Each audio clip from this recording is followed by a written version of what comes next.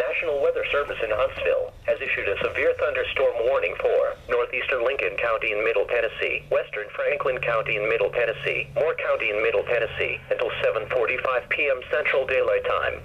At 7:16 p.m. Central Daylight Time, a severe thunderstorm was located near Lynchburg, moving southeast at 50 miles per hour. Hazard, 60 miles per hour wind gusts and quarter-size hail. Source, radar indicated. Impact, hail damage to vehicles is expected. Expect wind damage to roofs, siding and trees. Locations impacted include Winchester, Lynchburg, Deckard, Estill Springs, Huntland, Timms Ford Lake, Maxwell, Belleville, Hurdlow and Beans Creek. Prepare immediately for large hail and damaging winds. People outside should move to a shelter inside a strong building and away from windows. Repeating, a severe thunderstorm warning has been issued until 7:45 p.m. Central Daylight Time for the following county: Lincoln,